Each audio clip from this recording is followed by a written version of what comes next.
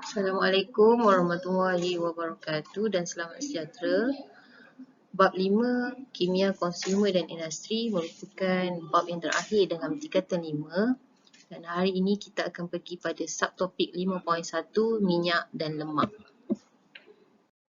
Jadi ini adalah kriteria-kriteria kejayaan pada subtopik 5.1 ni. Apa yang kamu perlu capai iaitu yang pertama sekali adalah perbandingan minyak dan lemak dari segi aspek ketepuan. Ketepuan ni kalau kita ingat lagi sama ada dia ada ikatan ganda dua ataupun ikatan tunggal, tepu ataupun tidak tepu. Yang kedua daripada sumber, daripada mana datang minyak, daripada mana datangnya lemak. Dan yang ketiga adalah dari segi sifat fizik. Yang kedua adalah penukaran lemak tepu kepada lemak tak tepu. Bagaimana hendak menukarkan lemak tak tepu kepada lemak tepu. Yang ketiga adalah kepentingan minyak dan lemak. Yang keempat adalah kesan terhadap kesihatan minyak dan lemak ni untuk gaya hidup sihat. Dan akhir sekali adalah penggunaan bahan api biofuel dan juga biodiesel kelapa sawit. Kita pergi pada kriteria kejayaan pertama, perbandingan minyak dan lemak dari segi aspek yang tadilah, yang tiga tu kita dah bincangkan. Yang pertama adalah dari segi ketepuan, yang kedua dari segi sifat fizik dan yang ketiga adalah dari segi sumber. Okay, kita pergi pada pengenalan minyak dan lemak.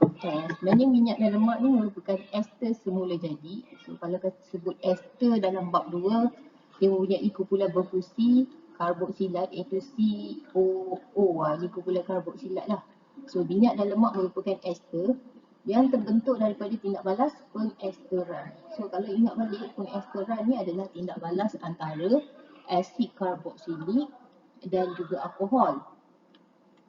Okey, asid karboksilik tindak balas dengan alkohol. Tapi kat sini untuk dapatkan minyak ataupun lemak digunakan asid lemak dan juga gliserol. Sebenarnya asid lemak ni kalau kita tengok pada rajah ni, so asid lemak ni adalah asid karboksilik. Okey, ini adalah asid karboksilik.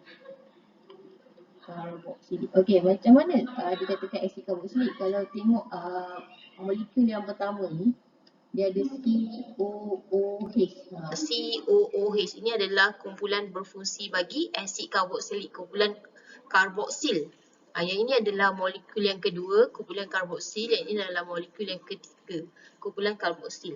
Dan R kat sini, R yang ni sebenarnya dia merupakan rantai hidrokarbon. Okey, sambungan rantai hidrokarbon. Okey, maksudnya mungkin kat sini dia ada 10 lagi karbon kat sini. Tapi dia wakilkan dengan huruf R. R1, R2, R3 tak semestinya sama. Dia boleh jadi sama, dia boleh juga jadi juga berbeza. Untuk gliserol, okay, kalau kita lihat inilah bentuk gliserol. So, untuk gliserol ni kalau diperhatikan, okay, sebenarnya dia ada kumpulan berfungsi OH. OH ni adalah alkohol. So, sebab itulah kita katakan tindak balas untuk dapatkan minyak ataupun lemak adalah tindak balas pengesteran kerana dia melibatkan asid karboksilik dan juga alkohol. Alkohol yang digunakan adalah gliserol.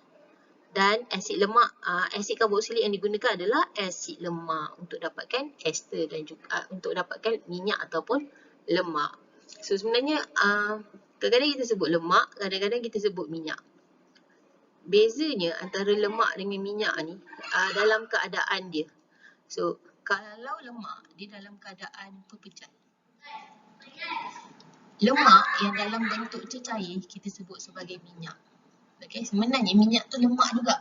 Tapi kita bezakan melalui keadaan. Kalau keadaannya cecair, kita panggil dia sebagai minyak. Contoh minyak dekat dalam minyak masak tu semua tu kan. Itu adalah kita sebut minyak kan, tapi sebenarnya dia adalah lemak. Okey, dia adalah kategori lemak juga. Dan untuk lemak dan minyak, kedua-duanya mempunyai sifat kimia yang sama tetapi berbeza daripada sifat fizik. Jadi ini adalah contoh tindak balas pengesteran. Contohlah untuk dapatkan satu jenis lemak. Kita ada gliserol kat sini. Ada asid lemak. Asid lemak ni dia bergantung pada bilangan karbon yang digunakan. So asid lemak ni ada pelbagai nama. So yang awak kena tahu kat sini macam mana dia boleh bergabung membentuk lemak. Okey. Ini gliserol kan. Sebenarnya gliserol ni nama IUPAC dia, nama dari segi IUPAC dia kalau kita tengoklah 1, 2, 3 ini adalah rantai karbon terpanjang. Okey, 1, 2, 3. Kalau kita nak bagi nama, kita akan bagi nama kumpulan berfungsi dulu. So kumpulan berfungsi dia adalah OH, so all. Ada berapa all kat sini? Ada 3. So triol. Dekat mana ada OH tu? Pada karbon pertama, pada karbon kedua dan pada karbon ketiga. So 1, 2, 3. Dash triol. So kemudian kita bagi nama bagi rantai panjang ni. Rantai panjang ni ada 3 karbon kan? Met, add, prop. So propine 1, 2, 3 triol. Itu adalah gliserol. Okey, dan kemudian kita gunakan satu asid lemak. So asid lemak ni kalau tengok dia ada 3 sebenarnya molekul asid lemak. Kenapa ada 3? Sebab setiap OH ni dia akan ambil satu asid lemak. Setiap OH ni dia akan ambil satu asid lemak. So asid lemak ni macam mana dia bergabung dengan gliserol? Okay, dia macam gini. Untuk gliserol ni buang OH, buang H, okay, buang H, buang H semua ni. Kemudian dekat asid lemak ni kita buang OH. Kemudian awak tengok yang ni yang pertama. Sorry, padam sekejap. Okay, yang pertama saya bagi color warna purple lah. Okay, ini gabungan yang pertama. Dia akan jadi macam ni. So ini daripada alkohol ni kan, ni HCO, HCO. Lepas tu sambung dengan kumpulan hidrokarbon daripada asid lemak. Okey, ni C ganda 2O R. Okey, ni adalah yang pertama. So yang kedua pula. Okey, yang kedua pula. Ini yang kedua. Okey, ni part yang kedua. Dia gabung dengan mana? Dia gabung dengan molekul yang kedua. Okey, gabung dengan molekul yang kedua. Okey, yang dah saya dah padam ni. Okey, awak sambung je. HCO. HCO. Kemudian, ni OH padam. Okey, COR2. COR2. Okey, dapatlah molekul yang kedua. Macam tu jugalah buat untuk molekul yang ketiga. Okey, molekul yang ketiga kalau kita tengok HCO. HCO. Okey, COR3. COR3. Dan kita ada hasil sampingannya iaitu molekul air. Ada 3 molekul air. Kat sinilah OH, OH. Sebab tu ada 3 molekul air. Okay, baik, kita lihat perbandingan lemak dengan minyak. Ni yang kriteria yang pertama tadi kan. Okay, dari segi ketepuan, minyak ni sebenarnya adalah lemak tak tepu. Kalau sebut lemak tak tepu, maksudnya dia ada ikatan ganda 2. Okay, sekurang-kurangnya 1 lah ikatan ganda 2 dalam rantai karbon yang panjang itu. Okey, yang kedua, lemak, yang masih pertama lagi, ketepuan. Untuk lemak, dia merupakan lemak tepu. Kalau lemak tepu, maksudnya semua ikatannya adalah ikatan tunggal. Okey, semua ikatan yang sambung antara karbon dengan karbon adalah ikatan tunggal. Okey, dari segi sumber, minyak ini diperoleh daripada tumbuh-tumbuhan. Contoh macam kelapa sawit, minyak jagung, minyak zaitun, itu adalah tumbuh-tumbuhan, itu kategori minyak. Dan bagi sumber daripada haiwan, itu kita panggil sebagai lemak. Contoh macam mentega. Okey, mentega. Okey, mentega ni kita peroleh daripada haiwan. Sebab tu kalau awak tengok mentega tu dia keras. Kenapa? Sebab dia peroleh daripada haiwan. Lemak dia dalam bentuk pepejal. Okey, sifat fizik dari dalam suhu bilik untuk minyak dalam keadaan cecair, untuk lemak dalam keadaan pepejal. Okey, takat lebur. Takat lebur untuk minyak lebih rendah, untuk lemak lebih tinggi. Okey, takat leburnya lebih rendah untuk minyak sebab tu dalam keadaan bilik dia wujud dalam bentuk cecair. Untuk lemak, takat leburnya lebih tinggi. Okey, contoh minyak sawit, untuk minyak, lemak, mentega dan macam-macam lemak haiwan lagi lah. Paling senang awak tengok sup daging. Sup daging bila sejuk, dia tak panas. Maksudnya bila sejuk tu dalam keadaan bilik kan, kan dia jadi keras-keras macam tu kan. Jadi itu adalah lemak sebenarnya. Okey, kriteria yang kedua adalah dapat menerangkan bagaimana penukaran lemak tak tepu kepada lemak tepu. Macam yang tadi kita dah lihat, lemak tak tepu ni adalah sumbernya daripada tumbuh-tumbuhan, iaitu minyak. Kita boleh tukarkan kepada lemak tepu. Okey, kita lihat perbandingan antara lemak tepu dengan lemak tak tepu dulu. So, lemak tepu ni dia mengandungi asid lemak tepu. Bagaimana boleh terhasilnya lemak tepu? Kerana adanya asid lemak tepu. Ni asid karboksilik lah. Asid karboksilik yang digunakan adalah lemak tepu. Ini contoh gambar rajah asid lemak tepu yang digunakan. Okey, kalau asid dia punya kumpulan berfungsi adalah COOH. So, kalau kita tengok rantai karbon panjang ini, tidak ada langsung ikatan ganda 2 ataupun ganda 3. Maksudnya ini adalah lemak tepu. Okey, dan kita buat perbandingan dengan lemak tak tepu. Lemak tak tepu mengandungi asid lemak tak tepu. So, lihat rajah asid lemak tak tepu. Ni asid karboksilik, ada COOH. Dan kita lihat pada rantai karbon yang panjang ni, dalam rantai karbon yang panjang ni ada satu ikatan ganda 2. Okey, bila ada satu je ikatan ganda 2, tak kisahlah satu ke dua, kadang-kadang ada dua, kadang ada satu. So, kalau ada satu saja ikatan ganda 2 yang terdapat dalam rantai panjang, ini kita panggil sebagai asid lemak tak tepu. Okey, yang kedua, dalam lemak tepu dia hanya mempunyai ikatan tunggal dalam rantai karbon. Tadi saya dah tunjuklah kan. So, yang untuk lemak tak tepu mempunyai sekurang-kurangnya satu ikatan ganda 2 dalam rantai karbon. Contoh lemak tepu adalah asid palmatik, asid laurik dan juga asid stearik. Dan untuk lemak tak tepu contohnya adalah asid olik, asid linolik dan juga asid linolenik.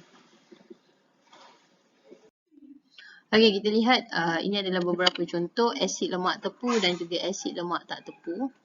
So, kalau kita gunakan asid lemak tepu, kita akan lihat dalam formula ini tidak ada ikatan ganda 2, hanya ikatan tunggal sahaja.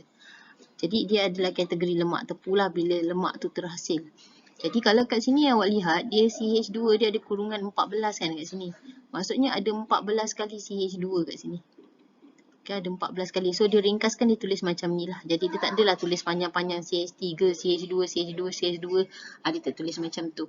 Okey, untuk asid stearik, kalau kita tengok, dia tidak ada ikatan ganda 2. Jadi, dia adalah lemak tepu. Untuk asid laurik pun sama. Tidak ada ikatan ganda 2. So, maka lemak tepu. Dan asid olik. Asid olik ada ikatan ganda 2. So, lemak tak tepu. Dan asid linolik ada ikatan ganda 2 antara karbon dengan karbon. So, lemak tak tepu. Okey, kita lihat bagaimana menukarkan lemak tepu kepada lemak tak tepu. So, sebenarnya ni daripada lemak tak tepu ni minyak kan. Okey, minyak daripada sumber tumbuhan kepada lemak tetapi masih dalam sumber pertumbuhan. Biasanya lemak tepu kepada lemak tak tepu. Ni silap ni. Okey, ni silap. Lemak tak tepu kepada lemak tepu. Okey, lemak tak tepu kepada lemak tepu. So, lemak tak tepu ni daripada tumbuhan. Kita nak tukarkan kepada lemak tepu. Biasanya lemak tepu ni kita peroleh daripada sumber haiwan kan. Tapi kita nak daripada sumber tumbuhan juga. So, cara dia bagaimana? Kita akan lakukan proses penghidrogenan. So, macam mana yang awak tahu? Lemak tak tepu ni dia ada ikatan ganda 2. Maksudnya ini adalah alkena. Dan lemak tepu ini tidak ada ikatan ganda 2. Ini adalah alkana. So, daripada alkena nak tukarkan kepada alkana, mestilah kena tambah hidrogen. Sebab tu dikatakan nama tindak balas ini adalah tindak balas penghidrogenan. Okey, apa contoh lemak tepu yang dihasilkan daripada lemak tak tepu? Contohnya adalah margarin, penghasilan margarin. Margarin bukan butter, margarin. Okey, proses penukaran lemak tak tepu alkena kepada minyak sayuran. Contoh minyak kelapa sawit boleh tukarkan kepada lemak tepu iaitu margarin. Keadaan gunakan mangkin iaitu nikel. Sama je macam masa kita belajar hidrokarbon hari itu, kita gunakan nikel, suhu 180 darjah Celsius. Ini ada tambahan baru iaitu tekanan pada 4 atmosfera. Prosedurnya, gas hidrogen dialirkan ke dalam lemak tak tepu pada suhu 180 darjah Celsius dengan kehadiran mangkil niken sebagai mangkin. Dan dari segi persamaan, kalau kita lihat macam mana boleh berlakunya penukaran ini adalah alkena, lemak tak tepu. So alkena ni kita tambahkan hidrogen, dia akan buka ikatan, membentuk ikatan tunggal, dan apa yang kita masukkan adalah hidrogen, jadilah alkana. Inilah proses penukaran lemak tak tepu kepada lemak tepu melalui proses penghidrogenan. Seterusnya, kriteria kejayaan dapat menerangkan kepentingan minyak dan lemak. Okay, kita lihat kepentingan dan penggunaan minyak dan lemak dalam kehidupan harian. So, antara kepentingan minyak dan lemak ini, yang pertama sekali adalah dapat membekalkan tenaga, di samping membantu tubuh dapat menyerap vitamin-vitamin penting seperti vitamin A, D, E dan K. Okey, kat sini ada 2 poin. Yang pertama dapat membekalkan tenaga. Yang kedua dapat membantu tubuh menyerap vitamin. Okey, ni 2 poin kat sini. Okey, yang kedua, penggunaan minyak dan juga lemak boleh dalam penghasilan makanan haiwan. Okey, digunakan untuk penghasilan makanan ternakan untuk melengkapkan keperluan nutrisi haiwan tersebut. Okey, yang ketiga, ini adalah penggunaan minyak dan juga lemak sebagai bahan api bayu. Okey, minyak dan lemak digunakan untuk menghasilkan bahan api bayu seperti biodiesel dan digunakan oleh kenderaan yang menggunakan enjin diesel. Okey, ini juga salah satu alternatif lah untuk gunakan bahan sumber yang boleh diperbaharui, iaitu minyak dan juga lemak. Kalau gunakan petroleum, dia merupakan sumber yang tidak boleh diperbaharui. Okay, akhir sekali, minyak dan juga lemak ini dalam penghasilan sabun dan juga bahan penjagaan diri seperti kosmetik dan sebagainya. Okay, minyak dan lemak merupakan antara bahan utama dalam penghasilan sabun, bahan penjagaan diri seperti pelembap kulit turut menggunakan minyak dalam penghasilannya.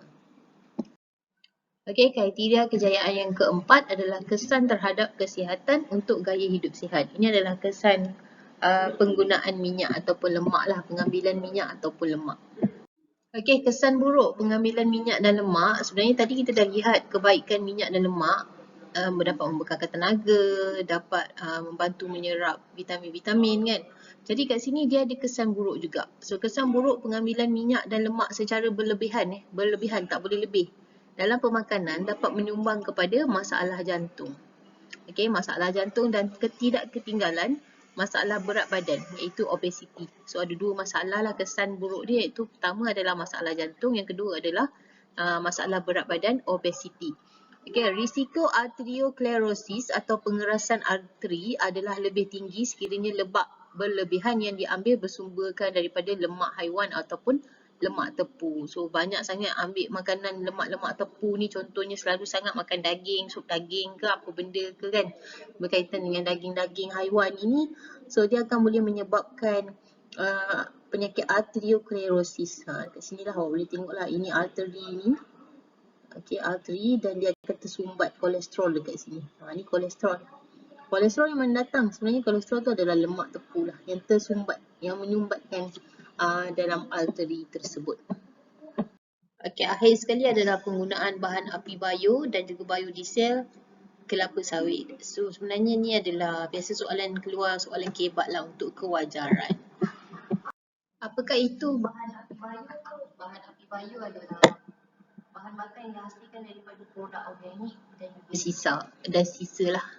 Contoh macam sisa kumbahan ke apa ke, macam itulah. So bahan api bayu ni adalah bahan bakar yang dihasilkan daripada produk organik dan juga sisa. So apa kelebihan bahan api bayu? Dia merupakan sumber yang boleh diperbaharui, mengurangkan gas rumah hijau, keselamatan ekonomi, sumber mudah diperoleh dan tahap pencemaran yang lebih rendah. Ini adalah kelebihan-kelebihan apabila menggunakan bahan api bayu. Apa itu bahan api biodiesel kelapa sawit pula? Ini merupakan bahan bakar yang dihasilkan daripada minyak kelapa sawit. Merupakan sumber yang boleh diperbaharui, sama juga macam tadi. So, aplikasi biodiesel ini dalam penggunaan kereta api sebagai minyak pemanas, biodiesel dalam generator, penggunaan kapal terbang, membersihkan tumpahan minyak dan juga kenderaan. Okey, sampai di sini sahajalah untuk topik 5.1 dan jangan lupa tugasan anda dalam buku modul muka surat 203 hingga 204 dan jawapan hendaklah di-upload masuk ke dalam GC. Dan saya ada tanda di situ. Okey. Sampai sini saja. Assalamualaikum warahmatullahi wabarakatuh dan terima kasih.